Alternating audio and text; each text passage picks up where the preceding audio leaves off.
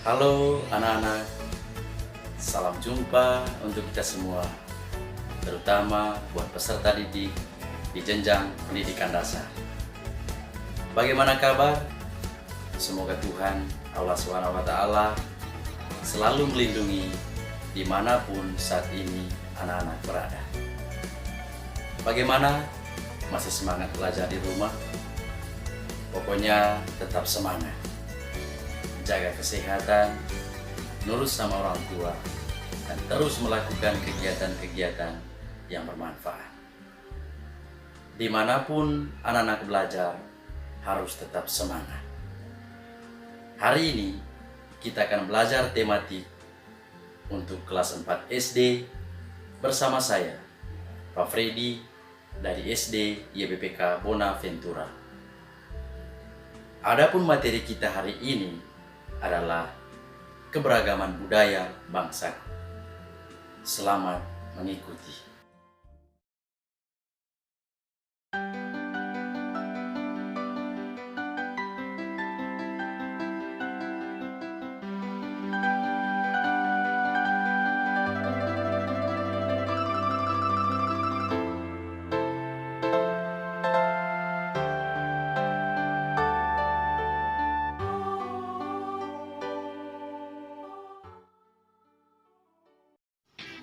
Baik anak-anak, sebelum kita mulai, coba perhatikan gambar berikut ini ya.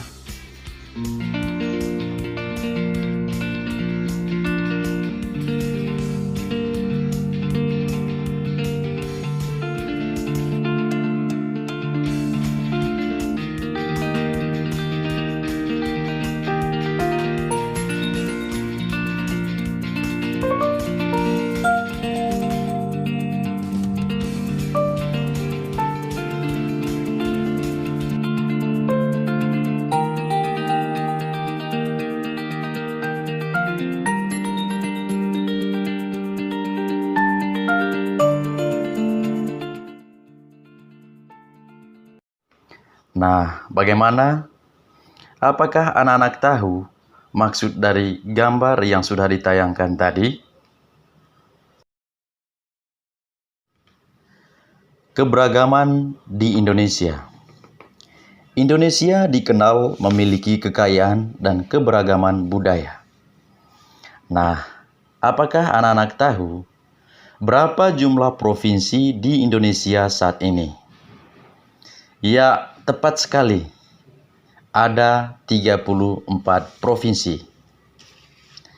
Kekayaan dan keberagaman itu terdiri atas berbagai suku bangsa, pakaian adat, rumah adat, bahasa, tarian daerah, makanan tradisional, dan agama.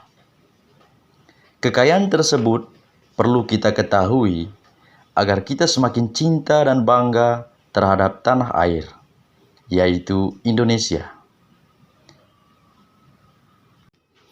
Berikut ini adalah keberagaman budaya yang ada di Indonesia. Yang pertama, suku bangsa. Di Indonesia, terdapat lebih dari 300 kelompok suku bangsa. Dalam satu pulau, bisa terdapat beberapa suku bangsa. Misalnya, di Pulau Jawa, terdapat suku Sunda, suku Betawi, suku Jawa, suku Samin, suku Baduy, dan suku Tengger. Lalu, bagaimana dengan suku-suku yang ada di provinsi kita, Papua? Apakah anak-anak tahu? Ya, ada suku Asmat, suku Arfak, suku Arguni, suku Afori, suku Bedowanas, dan seterusnya. Yang kedua, pakaian adat. Indonesia juga memiliki berbagai macam pakaian adat. Berikut beberapa contoh pakaian adat yang ada di Indonesia. 1. Sumatera Utara. Nama pakaian adatnya ulos. 2. Jawa. Nama pakaian adatnya batik. 3. Kalimantan. Nama pakaian adatnya King Baba. 4. Sulawesi. Nama pakaian adatnya Bodo. 5. NTT. Nama pakaian adatnya Songke. 6. Bali. Nama pakaian adatnya Payas Agung. 7. Papua. Nama pakaian adatnya Holim. Yang ketiga, rumah adat. Bentuk rumah adat bermacam-macam.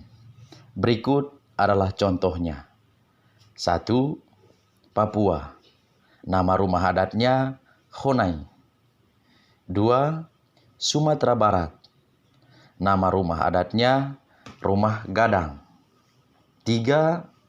Jawa. Nama rumah adatnya Rumah Kebaya. 4. NTT. Nama rumah adatnya Baruniang. 5. Bali. Nama rumah adatnya Aling-aling. Yang keempat, bahasa. Adapun bahasa yang terdapat di Indonesia, misalnya Papua, nama bahasanya Foya. Sumatera Utara, bahasa Batak. Kalimantan, nama bahasanya Bahau. Bali, nama bahasanya Bail Baku.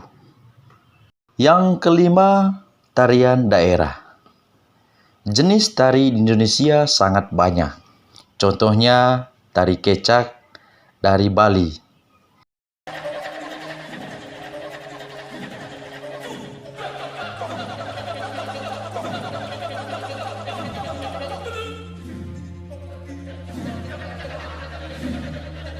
Tari saman dari Aceh.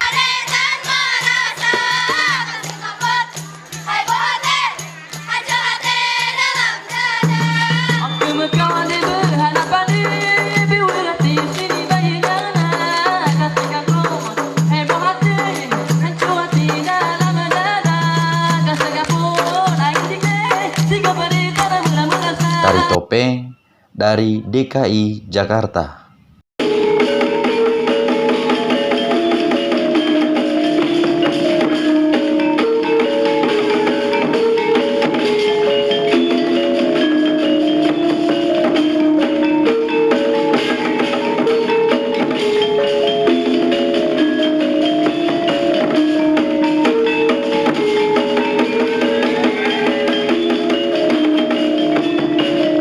Tari piring dari Sumatera Barat.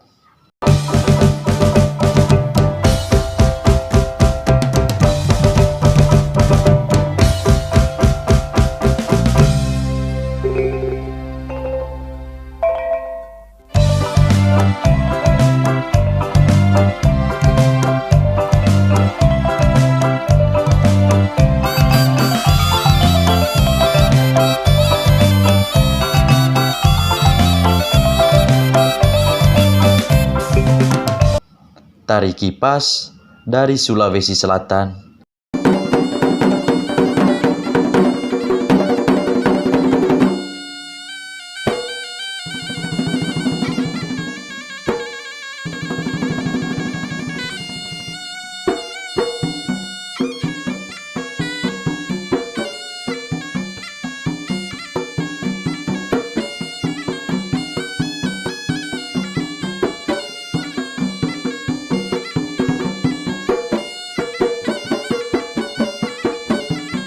Dan tari Yospan dari Papua.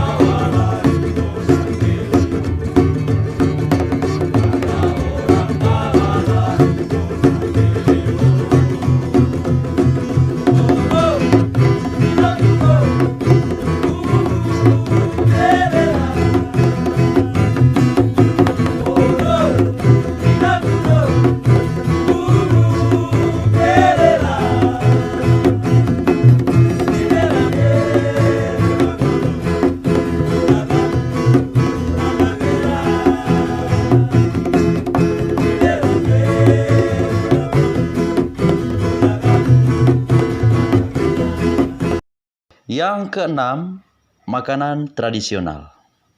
Berikut ini adalah contoh makanan tradisional di Indonesia. 1. Sate Padang dari Sumatera Barat. 2.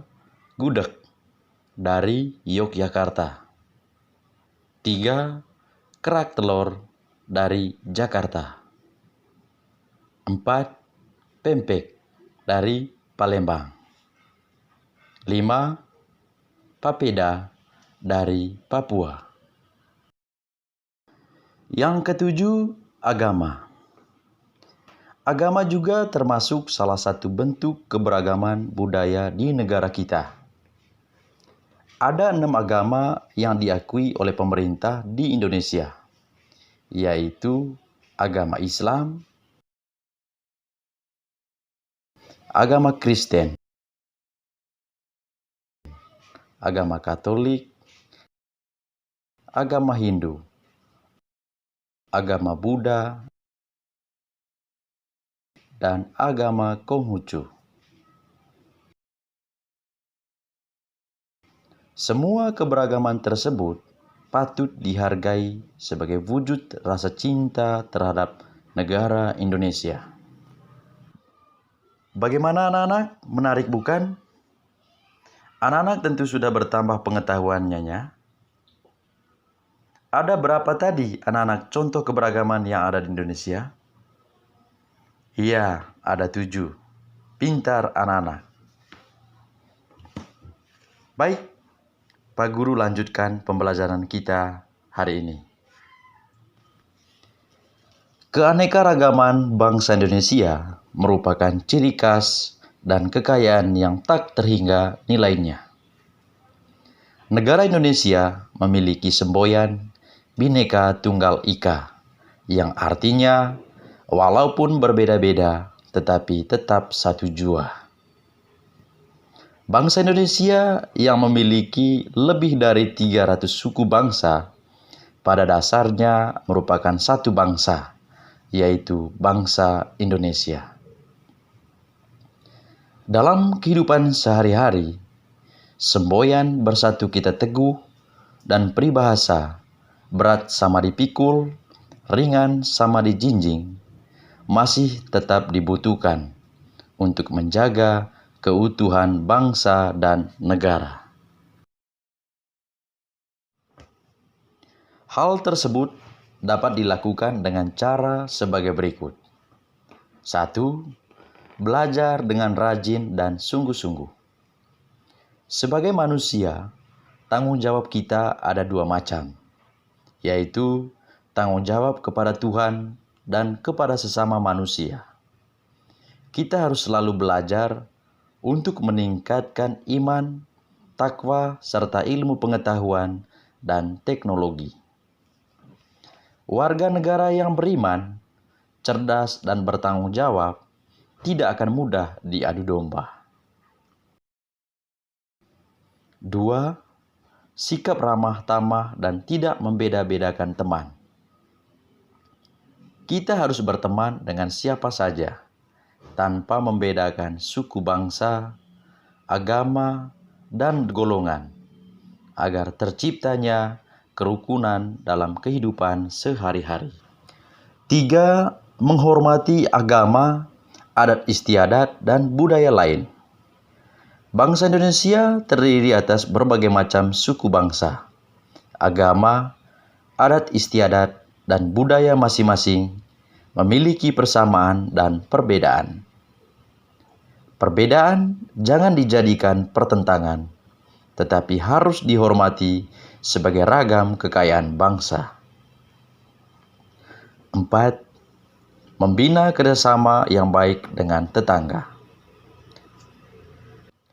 Manusia harus bekerja sama dan tolong-menolong dengan tetangga atau masyarakat agar terbina kehidupan yang rukun dan damai. 5. Mendahulukan kepentingan bersama daripada kepentingan pribadi.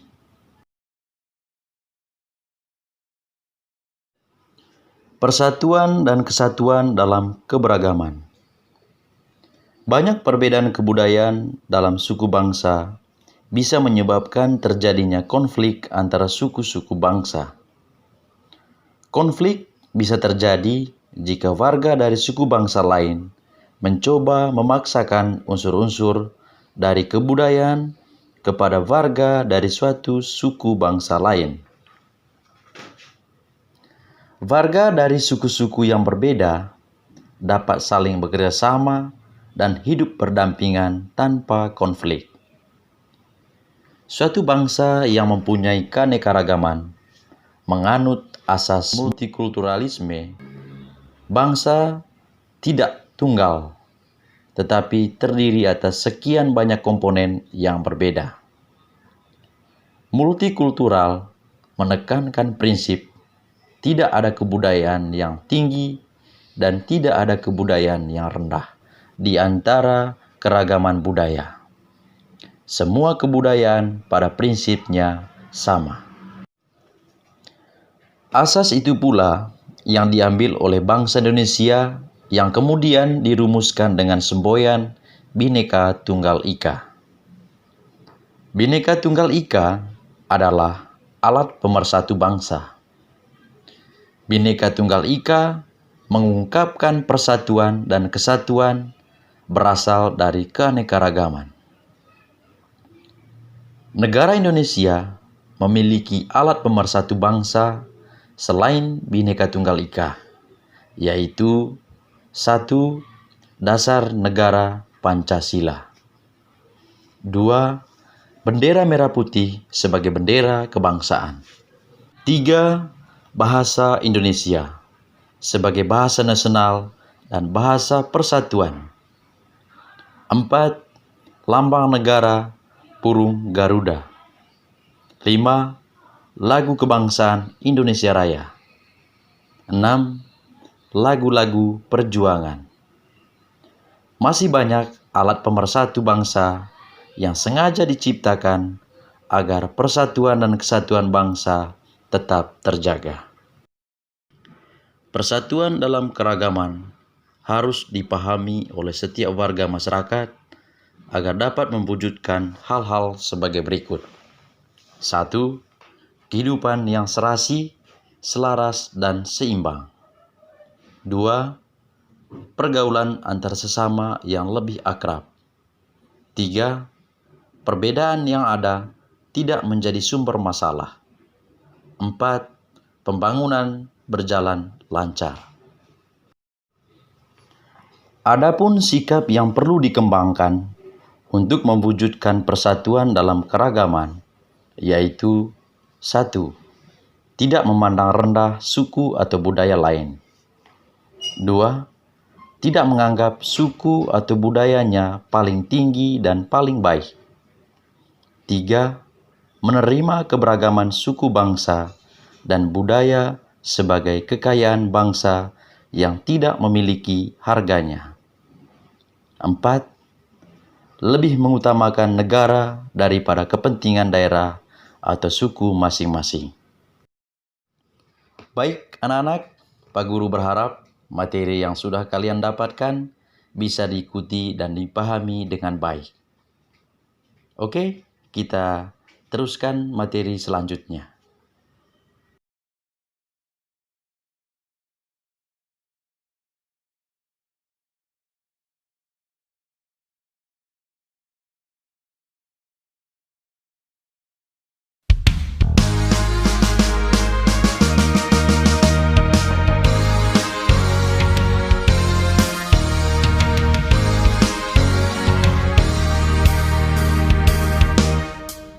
Negeriku Indonesia, sungguh indah alamnya, kaya akan budaya, beragam suku bangsanya.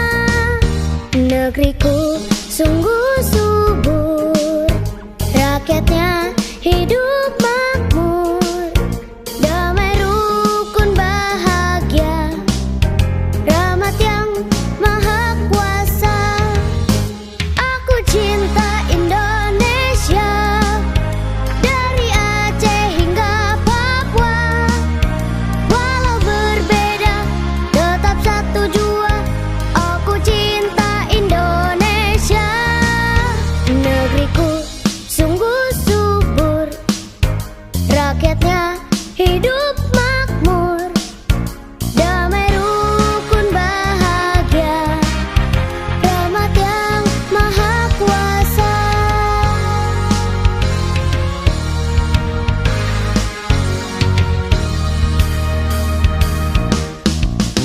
Negeriku Indonesia, sungguh indah alamnya, kaya akan budaya, beragam suku bangsanya. Negeriku sungguh subur, rakyatnya hidup makmur, damai rukun bahagia, rahmat yang Maha Kuasa. Aku cinta Indonesia, dari Aceh hingga Papua. Walau berbeda, tetap satu jua. Aku cinta Indonesia. Negeriku Indonesia, sungguh indah alamnya, kaya akan budaya, beragam suku bangsanya. Negeriku sungguh subur, rakyatnya hidup makmur, damai rukun bahagia, rahmat yang Maha Kuasa. Aku cinta Indonesia, dari Aceh hingga Papua. Walau berbeda, tetap satu jua. Aku cinta Indonesia. Negeriku sungguh subur,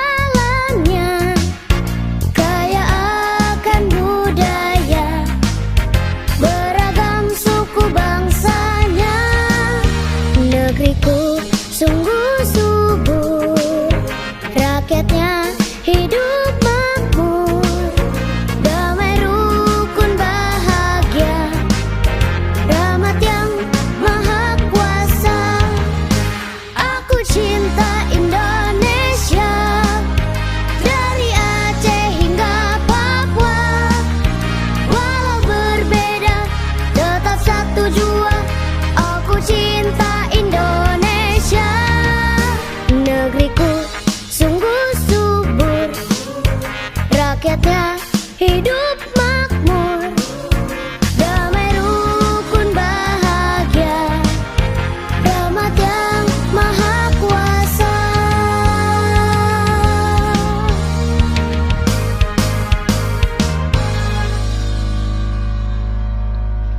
Gagasan pokok dalam sebuah paragraf.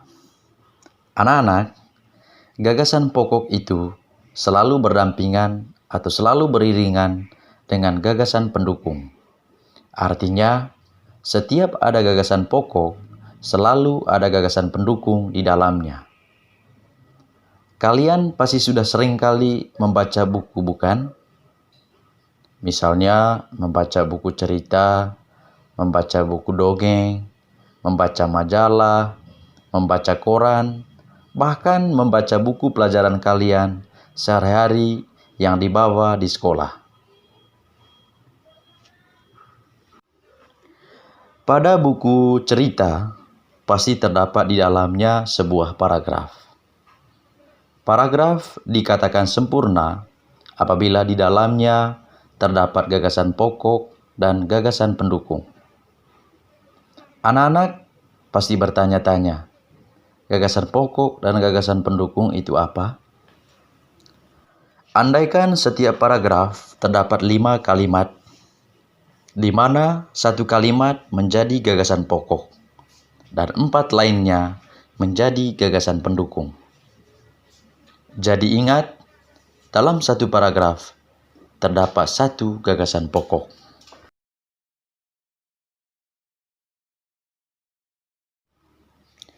Apa yang dimaksudkan dengan gagasan pokok?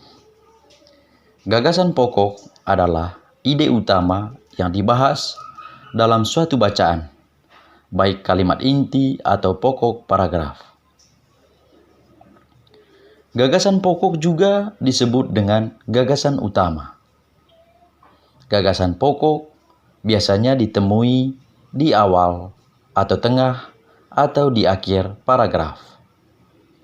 Sedangkan gagasan pendukung adalah uraian atau tambahan informasi dari gagasan pokok. Gagasan pendukung disebut juga dengan gagasan penjelas, di mana fungsinya menjelaskan gagasan pokok. Anak-anak, coba perhatikan dan simak teks tayangan berikut.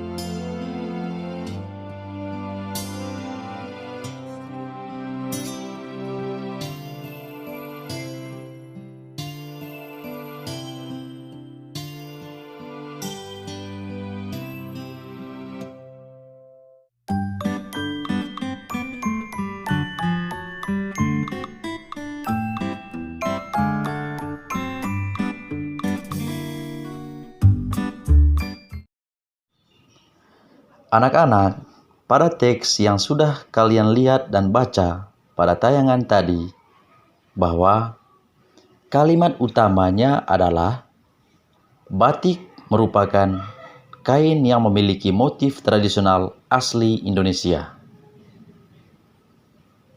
Kalimat penjelasnya, 1. Kain batik dihasilkan dengan cara dilukis atau dicetak menggunakan malam atau lilin yang dipanaskan. 2. Kain batik berasal dari Pulau Jawa. 3. Seiring dengan berkembangnya waktu, batik tidak hanya di Pulau Jawa. 4. Beberapa daerah di luar Pulau Jawa juga menggunakan batik sebagai pakaian tradisional, misalnya batik Bali. Berdasarkan kalimat utama dan kalimat penjelas tersebut, dapat ditentukan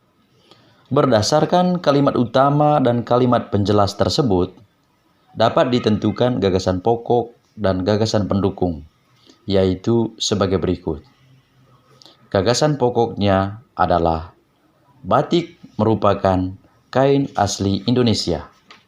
Sedangkan gagasan pendukungnya adalah 1. Cara membuat kain batik. Itu bisa kita lihat dari kalimat penjelas yang ke-1.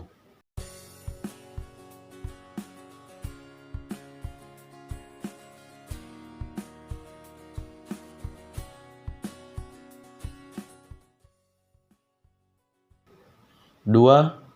Tempat asal kain batik. Itu juga kita bisa lihat dari kalimat penjelas yang ke-2.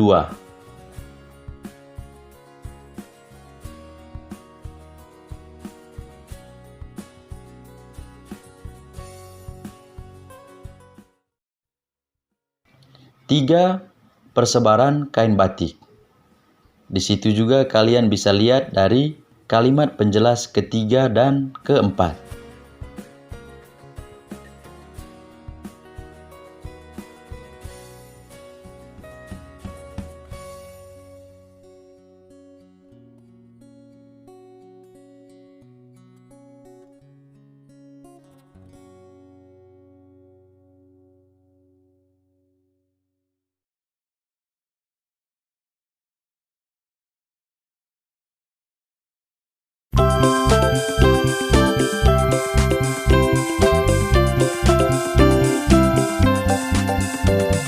'Bermain itu menyenangkan, belajar juga menyenangkan. Asal kita lakukan dengan gembira. Senangnya belajar biar pintar, jadi hebat kalau sudah besar.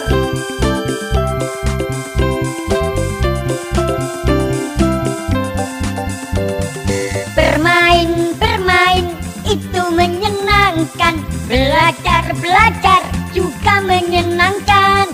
Asal kita lakukan dengan gembira. Senangnya belajar biar pintar, jadi hebat kalau sudah besar. Bermain itu menyenangkan, belajar juga menyenangkan. Asal kita lakukan dengan gembira. Senangnya belajar biar pintar, jadi hebat kalau sudah besar.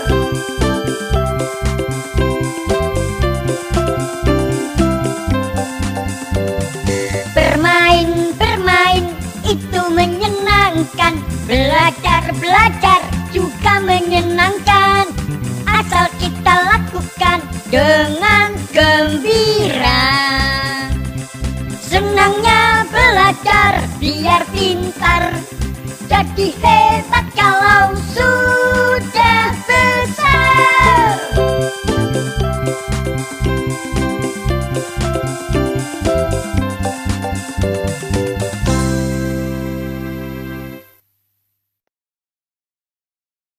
Baik anak-anak, sebagai kesimpulan atas materi kita hari ini adalah A.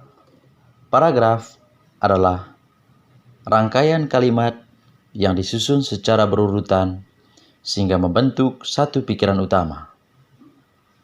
Dalam paragraf terdapat kalimat utama dan kalimat penjelas. Kalimat utama adalah kalimat yang mengandung pikiran utama atau tema paragraf. Kalimat utama dapat di awal, tengah, atau di akhir kalimat. Kalimat utama tersebut dijelaskan oleh beberapa kalimat penjelas. Beberapa paragraf yang dirangkai akan membentuk bacaan terdiri atas beberapa kalimat utama. Sebuah paragraf didukung oleh unsur-unsur tertentu dengan fungsi yang berbeda-beda. Unsur-unsur itu disebut dengan gagasan utama atau gagasan pokok, dan gagasan penjelas atau gagasan pendukung. 1. Gagasan utama atau gagasan pokok. Gagasan utama adalah gagasan yang menjadi dasar pengembangan sebuah paragraf. Gagasan utama diwakilkan pada sebuah kalimat utama yang letaknya di awal, awal dan akhir paragraf, atau tersirat pada seluruh paragraf. Kalimat utama menyatakan gagasan yang merangkum seluruh isi kalimat dalam paragraf itu. Kalimat utama jika diletakkan di akhir paragraf ditandai oleh kata-kata penghubung berikut. A. Sebagai kesimpulan. B. Dengan demikian. C. Jadi. D. Intinya. E. Pada dasarnya. 2. Gagasan penjelas atau gagasan pendukung. Gagasan penjelas adalah gagasan yang fungsinya menjelaskan gagasan utama. Gagasan penjelas umumnya dinyatakan oleh lebih dari satu kalimat. Kalimat yang mengandung gagasan penjelas disebut kalimat penjelas. Kalimat penjelas dapat berisikan titik-titik. A. Uraian-uraian kecil. B. Contoh-contoh. C. Ilustrasi-ilustrasi. D. Kutipan-kutipan. Berdasarkan letak kalimat utama, paragraf dapat dibedakan menjadi 3 bagian, yaitu 1. Paragraf dedukatif.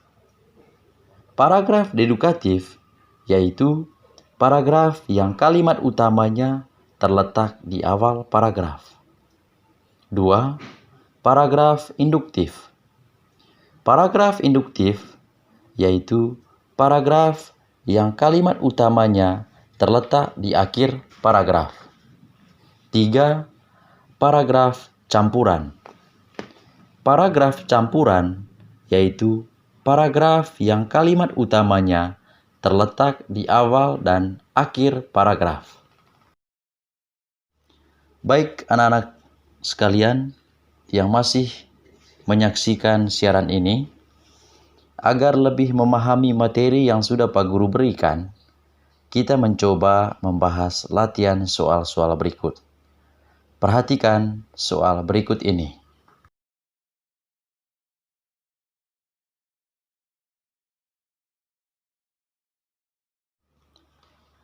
Apakah anak-anak suka menari? Pasti anak-anak ada yang suka, ada yang tidak.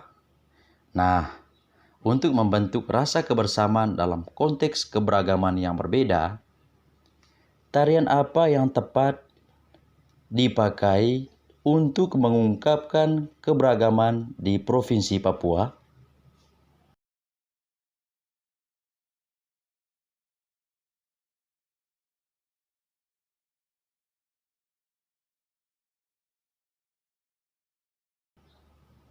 Nah, benar. Tarian Yospan. Tarian ini mengungkapkan pergaulan antara persahabatan kaum muda-mudi. Yospan bentuk akronim dari kata Yosim Pancar. Ini juga adalah unsur keberagaman dari budaya.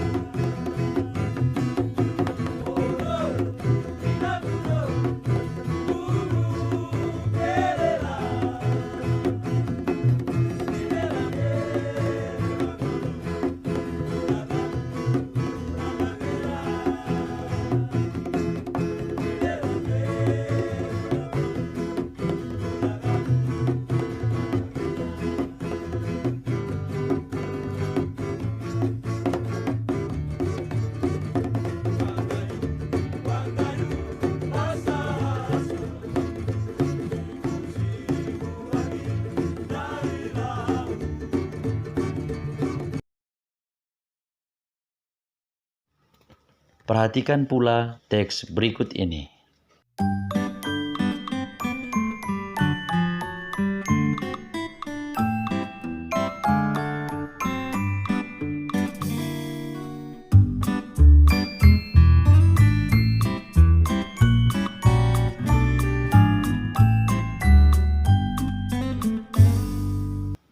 Apakah gagasan utama dari paragraf tersebut? Baik, mari kita coba membahas soal tadi. Yang ditanyakan adalah gagasan utama dari paragraf tersebut.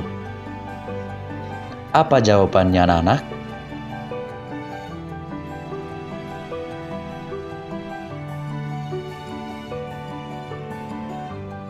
Iya, tepat sekali. Jawabannya adalah kebutuhan akan energi terus meningkat. Oke, anak-anakku yang hebat, luar biasa, cerdas, serta berkarakter, Pak Guru akan memberikan tugas yang dapat anak-anak jawab dan kerjakan di rumah. Silakan tulis di buku tugasmu soal-soal berikut ini.